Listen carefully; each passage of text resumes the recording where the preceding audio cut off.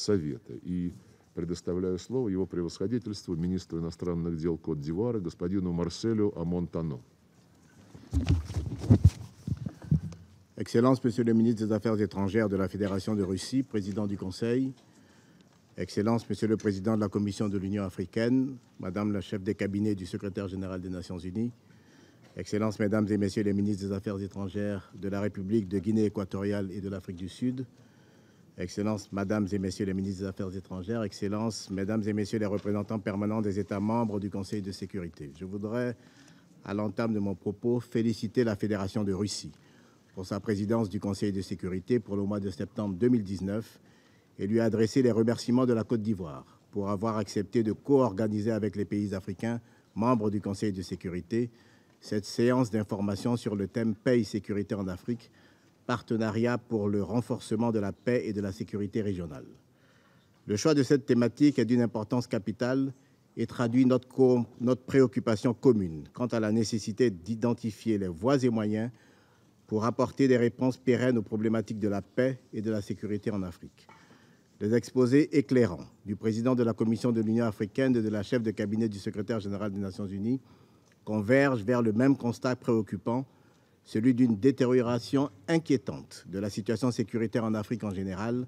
et dans la sous-région ouest africaine en particulier. Cette situation appelle de la part des organisations régionales des réponses urgentes et concertées, axées sur des partenariats stratégiques solides et mutuellement bénéfiques avec tous les acteurs bilatéraux et multilatéraux. Ces partenariats ne pourraient toutefois nous permettre de réaliser les résultats escomptés s'ils ne reposent sur une compréhension commune des dynamiques locales et régionales qui alimentent l'insécurité et l'instabilité. Je voudrais en citer quelques-unes. La pauvreté et le chômage qui servent de ferment à l'expansion des réseaux criminels transfrontaliers, de l'extrémisme violent et des groupes armés terroristes, les vulnérabilités liées à la gouvernance politique et institutionnelle et la faiblesse des capacités régionales et sous-régionales dans le domaine du maintien de la paix. Avant d'avoir des répercussions régionales, les crises naissent d'abord à l'intérieur des États. Aussi,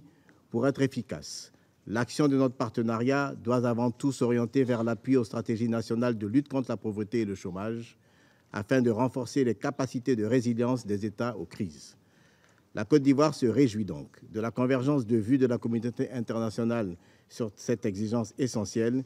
qui s'est traduite par le lancement par les Nations unies en 2003 du plan de soutien au Sahel sur la période 2018-2030 afin d'intensifier les efforts et d'accélérer la prospérité du Sahel.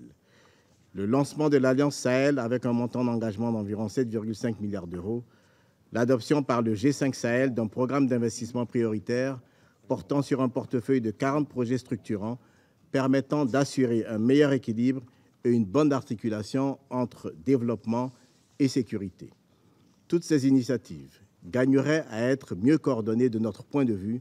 dans le cadre de la stratégie intégrée des Nations unies pour le Sahel afin d'éviter la duplication des efforts et la dispersion des ressources. Monsieur le Président, le renforcement des capacités des institutions régionales et des mécanismes sous-régionaux dans les domaines de la prévention des conflits et de la consolidation de la paix est tout aussi indispensable. Le cadre stratégique ONU-UA pour un partenariat renforcé en matière de paix et sécurité constitue à cet égard un modèle de coopération pour la paix et la sécurité, conformément au chapitre 8 de la Charte des Nations unies. Pour ce qui concerne la sous-région ouest africaine, la Côte d'Ivoire tient à souligner la qualité de la coopération qui existe entre la Communauté économique des États d'Afrique de l'Ouest, CEDEAO, et le Bureau des Nations unies pour l'Afrique de l'Ouest, UNOAS, qui permet des actions de diplomatie préventive, le renforcement des capacités de résilience des États ainsi que le soutien à la consolidation de la paix. Je voudrais également exprimer le soutien de mon pays au partenariat fructueux qui lie l'Organisation panafricaine à l'Union européenne, dont il convient de saluer l'importante contribution au financement de l'architecture africaine de paix et de sécurité, outil de réponse structurelle et à long terme aux menaces à la paix et à la sécurité sur le continent. Par ailleurs, qu'il s'agisse de l'Union africaine ou de la CEDEAO, la Côte d'Ivoire souhaite vivement que le renforcement des capacités de ces deux institutions en matière d'alerte précoce et de réponse anticipative aux crises soit au cœur des partenariats pour la paix et la sécurité régionale. Mon pays voit en effet dans le système continental d'alerte précoce de l'Union africaine et celui de la CEDEAO des outils pertinents de veille stratégique d'identification des prémices de conflit et de formulation de réponses rapides à l'échelle locale, nationale et sous-régionale. Monsieur le Président, dans l'espace CEDEAO, qui a enregistré plus de 2200 attaques ayant fait environ 11 500 morts et des milliers de déplacés au cours de ces 4 dernières années, cet engagement a pris une envergure nouvelle, matérialisée par le sommet extraordinaire des chefs d'État et de gouvernement tenu à Ouagadougou le 14 septembre 2019. Ainsi, sans remettre en cause les initiatives sécuritaires existantes, confrontés à des difficultés de financement, les chefs d'État et de gouvernement de la CEDEAO ont décidé de fédérer leurs moyens et d'harmoniser leurs efforts de lutte contre le terrorisme et la criminalité transfrontalière organisée. Le sommet de Ouagadougou a ainsi adopté un plan d'action qui sera financé grâce à des ressources internes à hauteur d'1 milliard de dollars.